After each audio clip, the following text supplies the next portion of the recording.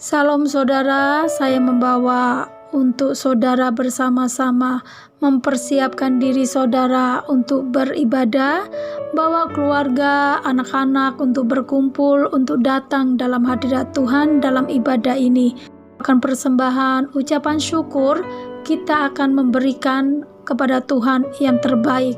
Saya percaya ketika kita beri yang terbaik, Tuhan pun akan memberi jauh yang terbaik untuk kita terima. Mari kita berdoa terlebih dulu.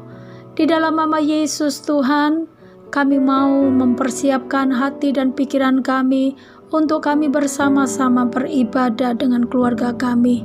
Tuhan, urapi kami, layakan dan kuduskan kami untuk kami masuk dalam hadirat-Mu, supaya kami boleh berkenan di hadapan-Mu Tuhan. Kami mau menikmati hadirat-Mu, kami mau bertemu muka secara pribadi akan Engkau Tuhan. Kami percaya bahwa ibadah ini Tuhan akan lawat kami semuanya. Kami serahkan ibadah ini Tuhan dari awal, pertengahan, dan akhirnya. Hanya di dalam nama Tuhan Yesus kami berdoa. Haleluya. Amin.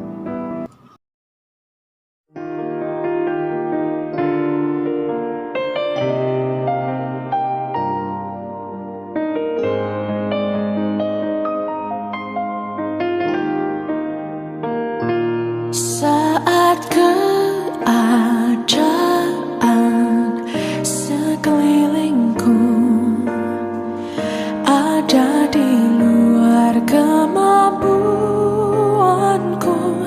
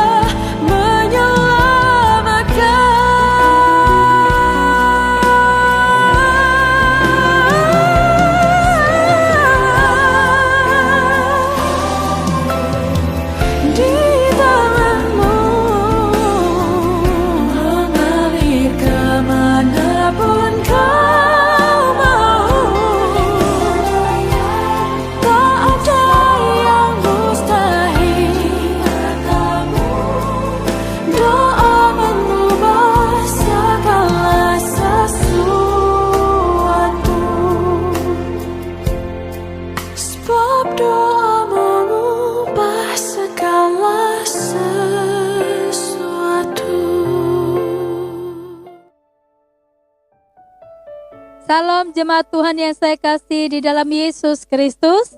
Hari ini kita akan mempersiapkan untuk kita baca firman Tuhan dan kita belajar firman Tuhan hari ini, yaitu berbicara tentang doa. Di dalam Yakobus 5 ayat 16 bagian B, doa orang yang benar bila dengan yakin didoakan sangat besar kuasanya. Mari hari ini Tuhan mengingatkan bagi setiap kita bicara tentang doa. Doa itu sungguh sangat penting bagi setiap kita, anak-anak Tuhan, bagi manusia. Saya gambarkan bicara tentang doa adalah seperti nafas. Kalau manusia tidak bernafas, maka ada kematian di situ. Apalagi kita sebagai anak-anak Tuhan. Ketika kita anak-anak Tuhan tidak berdoa, maka secara roh bahwa kita akan mendapatkan, yaitu bicara tentang kematian. Tidak ada kehidupan bagi kehidupan kita. Jadi pentingnya berdoa, jangan berhenti berdoa. Karena doa itulah kunci untuk membuka pintu. Doa adalah kunci untuk kita melihat keajaiban. Doa itu kita bisa melihat yang tidak ada akan menjadi ada karena doa. Jadi hari ini saudara, saya terus mengingatkan bahwa kita harus tetap berdoa. Apapun keadaan kondisinya, engkau harus berdoa. Harus berdoa dan berdoa. Doa itu saya berkata bukan karena keadaan, kondisi yang tidak mengenakan baru kita berdoa. Tidak. Tetapi kata doa itu tadi tidak ada batas waktunya. Waktu kondisi enak gak enak, waktu kita ngalami keadaan yang sangat sulit atau tidak ada kesulitan, tetap kita harus berdoa. Karena tadi saya sudah mengingatkan bahwa doa gambaran seperti bernafas. Kalau manusia tidak bernafas, maka ada kematian. Bahkan kehidupan kita, kalau tidak ada doa, maka yang ada adalah kematian dalam hidup kita. Jadi sangat penting, dan ayat ini berkata Yakobus 5 ayat 16b, doa orang yang benar bila dengan yakin didoakan sangat besar kuasanya. Banyak berdoa. Ada berkata, pepatah mengatakan, banyak doa, banyak berkat. Kalau nggak berdoa, ya nggak ada berkat. Kan gitu ya, ada banyak kita dengar itu. Tetapi saya nggak akan bicara tentang itu saudara, tapi bicara tentang sangat pentingnya tentang doa.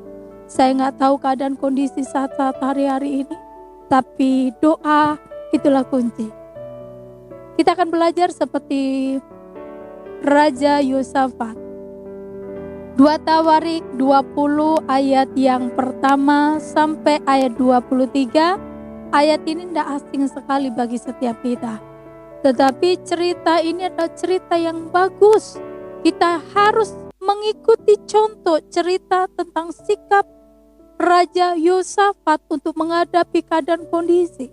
Apalagi hari-hari ini yang kita hadapi saudara. Apa yang kita hadapi, banyak hal yang kita sedang jumpai, bahkan kita alami. Ada banyak sekali masalah-masalah dalam kehidupan kita secara pribadi. Masalah di dalam rumah tangga kita, di dalam perusahaan kita, di dalam tubuh kita. Adakah ada sakitkah di situ? Saudara, semua adalah kuncinya adalah bicara tentang doa. Karena doa itu kita akan melihat mujizat. Kita berdoa, maka kita lihat kesembuhan itu. Ketika kita berdoa, pintu akan terbuka bagi kita. Ketika kita berdoa, kita akan melihat yang tidak ada akan menjadi ada. Ayo saudara, kita baca 2 Tawarik 20. Bagaimana sih sikap yang kita harus lakukan di hari ini, di zaman ini? 2 Tawarik 20 saya akan bacakan, tidak baca semuanya, tetapi saya akan baca di ayat 1 sampai ayat yang 4.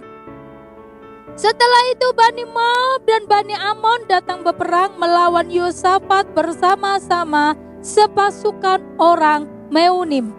Datanglah orang memberitahukan Yosafat suatu laskar yang besar datang dari seberang laut Asin dari Edom menyerang tuanku.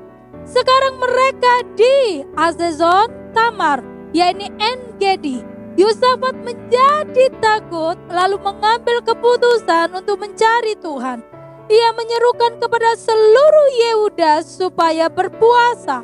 Dan Yehuda berkumpul untuk meminta pertolongan daripada Tuhan. Mereka datang dari semua kota di Yehuda untuk mencari Tuhan. Saudara, ini adalah bicara tentang kejadian, cerita Yosafat mengalami keadaan yang sangat sulit sekali. Yosafat mengalami keadaan yang sangat terjepit, bahkan bukan terjepit saja, tapi sudah tidak ada jalan. Semua tertutup, karena apa? Ada banyak musuh yang akan menyerang kepada beliau. Saudara, bukan pribadinya, tetapi bangsa itu menyerang kepada bangsanya, negerinya, kotanya. Kalau hari-hari ini saudara, saya tidak tahu apa yang kita diserang. Keluarga kita kah diserang dengan masalah? Pribadi kita, masa depan kita, anak-anak kita, suami kita kah itu, tentang keuangan kita kah itu, perusahaan kita kah itu?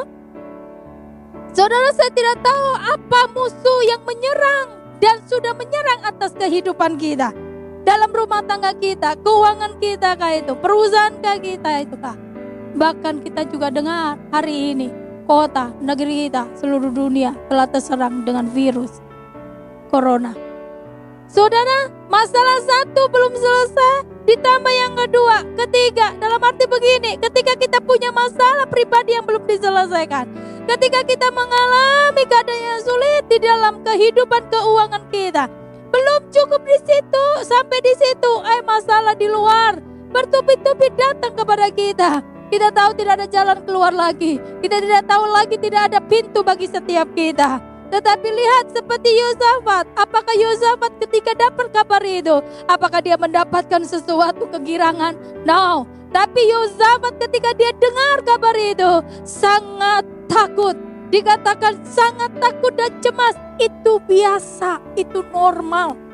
Karena kita sebagai manusia, bahkan saya dan saudara, saya tahu ketika saudara mendapatkan kabar yang bukan kabar baik, tapi kabar buruk buat setiap kita. Barangkali saudara tiba-tiba saudara dapat kabar, ternyata saudara, anak saudara atau suami saudara atau saudara sendiri ketika sudah bekerja tiba-tiba di PHK. Saudara bingung, karena apa? Itu penghasilan kehidupan, untuk pengeluaran pun harus dikeluarkan, tapi pemasukan kok tidak ada. Apalagi zaman sekarang, kan begitu saudara, apalagi di PHK. Apakah kita nggak stres? Apakah kita nggak takut dan cemas? Pasti. Dan Yosafat ketika mendapatkan kabar itu bukan bicara tentang penyerangan tentang pribadinya, tetapi kotanya, bangsanya, dan diserang. Itu bicara tentang taruhan hidup, taruhan nyawa. Dalam bukan satu nyawa, seluruh negerinya. Ketakutan, kecemasan yang dihadapi, dan itu lumrah. Itu manusia.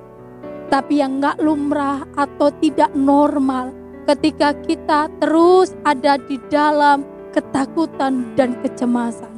Hari ini adalah kabar baik bagi setiap kita. Saya sekali lagi tidak tahu saudara apa hari ini yang kau alami, tapi percayalah bahwa Tuhan melihat, Tuhan tahu, dan Tuhan tidak akan biarkan saudara bergumul sendiri. Ini kabar baik buat setiap kita untuk kita belajar dan diingatkan oleh firman Tuhan hari ini. Dan tentang sikap Yosafat, yaitu yang pertama dia lakukan adalah kata doa.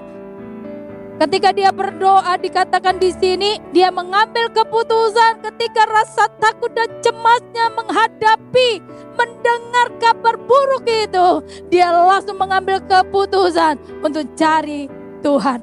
Inilah waktu, inilah sesuatu momen atau sikap yang benar seperti Yosafat lakukan. Lakukan pun seperti Yosafat yang harus kita lakukan hari-hari ini. Ketika kau dapatkan itu saudara, masalah yang besar, saudara cari Tuhan, cari Tuhan. Sampai kapan, Bu? Saya bilang cari Tuhan bukan karena ada masalah, tapi kita harus cari Tuhan sampai selama-lamanya. Karena kita tahu hanya Tuhanlah yang bisa menolong kita. Hanya Tuhanlah, dialah pencipta. Dia yang menciptakan kita. kita butuh Tuhan. Hanya Tuhan yang bisa menolong kita. Hanya Tuhanlah yang bisa membuka jalan buat kita, yang membela kita, yang memberikan mujizat itu. Sebab itu saudara, sekali lagi saya katakan dengan tegas bagi saudara, terus cari Tuhan. Jangan lihat masalah saudara yang terlalu besar itu, tapi percayalah, seperti Matius 7 ayat yang ke-7, 8, 9 juga dikatakan, kalau kita mencari Tuhan, pasti saudaraku akan bertemu. Ketika kau ketuk pintu, pasti dibukakan. Ketika kau meminta, pasti akan diberikan. Sebab itu Yosafat dia cari Tuhan, bukan dia saja, tetapi dikatakan seluruh penduduknya diharuskan cari Tuhan. Sampai kapan? 1 hari, 2 hari, 1 bulan, 1 tahun? Tidak. Dia cari Tuhan sampai Tuhan menjawab. Hari ini saudara, kalau saudara masih cari Tuhan dan belum dijawab, saudara jangan berhenti. Jangan putus asa, cari. Karena firman Tuhan Matius 7 tadi berkata, ketika kita cari, pasti kita bertemu. Ketika kita mengetok pintu, pasti dibukakan. Ketika kita minta, pasti apa yang kita doakan, Tuhan akan jawab. Sebab itu jangan berhenti. Jangan berhenti, jangan putus asa. Saya percaya setiap doa saudara, permintaan saudara, kerinduan saudara, Tuhan akan jawab. Amin saudara. Yang kedua, yaitu bicara tentang puasa. Yosafat mengambil keputusan untuk cari Tuhan. Itu yang pertama.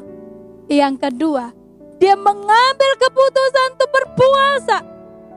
Saudara, kalau kau berkata, Bu, saya sudah cari Tuhan, sudah saya berdoa, tapi kok belum dijawab. Kok satu belum dijawab, kok tambah masalahnya.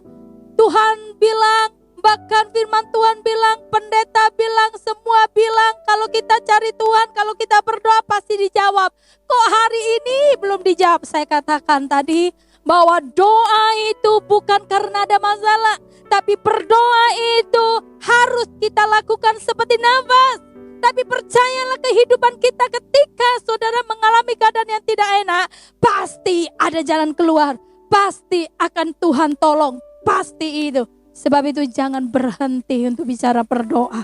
Jangan berhenti, jangan berhenti. Karena apa saudara? Ada kepastian, pasti Tuhan akan menjawab setiap doa kita.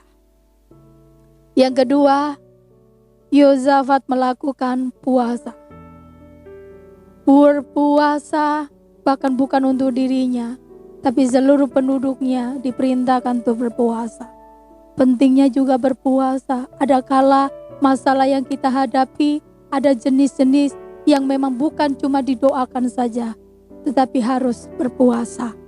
Saudara, saya pernah alami kalau saudara berkata, ada kata kalimat di dalam hati saudara atau pikiran saudara berkata, saya sudah melakukan berdoa, saya sudah cari Tuhan dengan setia, bahkan saya lakukan doa puasa, saya sudah lakukan semua itu, tapi kok belum dijawab-jawab, tapi kok belum selesai, tapi tambah masalahnya. Saudara, sekali lagi jangan putus harapan, jangan patah hatimu, tetap percaya bahwa Tuhan tidak tuli, Tuhan tidak mendengar, tapi Dia mendengar, Dia melihat, pasti. Saudara, saya masih ingat cerita ini. Di tahun ini, bahkan bulan ini kita selesai untuk berpuasa. Saya mengalami seperti yang saudara, barangkali ada kalimat di dalam hati saudara berkata, aku sudah lakukan ini yang terbaik, saya lakukan ini dan itu, tetapi masalahku belum dijawab.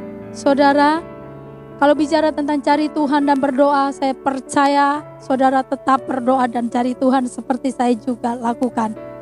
Dan ketika kita tahu bahwa bulan kemarin kita berpuasa 1 bulan, saudara, pas 1 bulan juga kita berpuasa bersama-sama. Saya ngalami bukan lagi bicara tentang dapat kabar baik. Ini kesaksian hidup saya. Saya nggak cerita siapapun, bahkan saya tidak pernah mengeluh siapapun, bahkan kepada anak saya tidak memberitahu, bahkan kepada suami saya pun saya tidak memberitahu, saudara. Tiba-tiba di bulan lalu saya menghadapi keadaan yang buat saya kaget sekali. Maafkan saya, ketika saya mandi tiba-tiba payudara saya ini agak sedikit nyeri sekali, agak sakit. Sekali, 2 kali, 3 kali saya merasakan, ketika aktivitas saya merasakan itu. Nah, pas waktu saya mandi dan saya meraba itu, saudara, tiba-tiba saya lihat itu ada benjolan. Benjolan itu besar sekali, seperti kayak telur ayam begitu ya, saudara. Dan buat saya sebagai manusia, ini manusia walaupun saya pendeta, saudara, saya hamba Tuhan. Ketika saya merasakan itu, yang pertama saya rasakan nyeri, rasa sakit. Tiba-tiba saya dengan tangan saya meraba dan merasakan itu ada benjolan. Dan benjolan itu bukan kecil, yang tahun lalu nggak ada, dan bulan kemarin waktu saya lagi puasanya dekat dengan Tuhan, tiba-tiba saya dapat masalah seperti ini. Apa yang terjadi, saudara, kalau saudara ngalami seperti itu? Pasti yang pertama adalah takut, cemas, pasti. Secara manusia saya berkata, langsung tertanam di pikiran saya, ini bukan penyakit yang biasa. Yang langsung tertulis di pikiran saya, kanker. Selalu akan begitu. Dan ketika itu, saudara, saya berkata itu, langsung saya takut dan saya teriak. Saya mengambil keputusan untuk berpikiran yang positif. Saya belajar untuk mengambil keputusan untuk saya berkata bahwa bukan penyakit, tapi sembuh. Dari situ saya belajar bicara tentang doa, cari Tuhan saya lakukan. Bicara tentang puasa saya lakukan. Ini kejadian ketika saya lagi berpuasa, dapat masalah ini. Ketika saya lakukan itu dengan percaya Tuhan, ya puasa saya lakukan itu. Saudara, sebelum akhir bulan saya pernah ingat, akhir bulan lalu saya berkhotbah. Hari Sabtu saya masih ingat, saya khotbah di suatu gereja Surabaya, anak muda. Saya mau berangkat. Sebelum berangkat saya mempersiapkan diri dan saya mandi. Tiba-tiba apa yang terjadi, saudara? Itu sembuh. Kenapa saya bilang sembuh? Karena saya lihat tidak ada rasa nyeri. Yang satu, yang kedua, tidak ada lagi benjolan itu. Kalau bukan Tuhan. Amin, saudara. Saya bilang apapun itu penyakit saudara, sesungguhnya bisa diselesaikan, bisa disembuhkan karena Tuhan. Kalau saudara cari Tuhan, kalau saudara meminta Tuhan, pasti Tuhan akan jawab. Ketika saudara berseru dengan Tuhan, pasti, kata pasti di dalam Tuhan. Katakan amin. Hari ini saya bicara kepada saudara bahwa tahun ini adalah tahun terobosan, tahun kemuliaan, tahun berkat, tahun mujizat. Sekali lagi, jangan lihat sekeliling kita, jangan lihat keadaan kita, keadaan nggak baik. Sesungguhnya yang tidak baik itu Tuhan ubah menjadi kebaikan. Hanya bagian kita cari Tuhan, berdoa, jangan berhenti, dan berpuasa. Ada jenis-jenis yang gak bisa hanya cuma di doa saja, tapi berpuasa. Amin, saudara. Firman Tuhan ini sangat sederhana. Yosafat dan penduduknya dia lakukan itu. Dia cari Tuhan di baitnya. Dia berdoa yang gak henti-hentinya. Bahkan dia ambil keputusan untuk berpuasa bersama-sama. Sampai Tuhan dengar. Kau lihat, saudara, kalau kita lihat cerita di sini, apakah Tuhan tidak mendengar? Apakah Tuhan tidak menjawab? Yang luar biasa, mereka tidak pernah melakukan untuk melawan atau peperangan dengan musuhnya. Mereka cuma di bait Tuhan. Mereka tidak berperang maju untuk berperang dengan musuh-musuhnya. Tidak.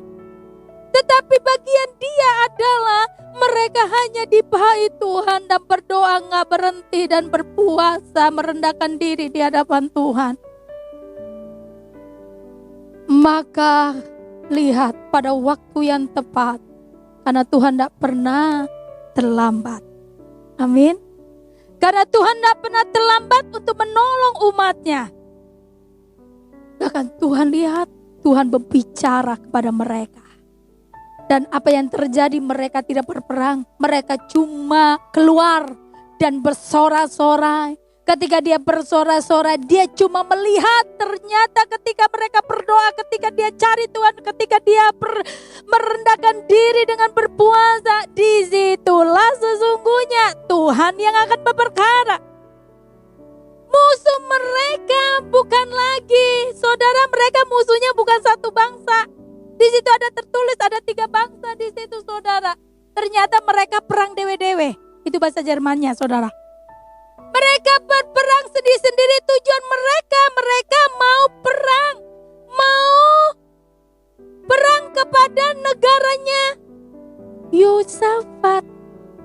Ada di Talus ini ayat yang pertama, saya akan bacakan kembali supaya saudara nggak salah.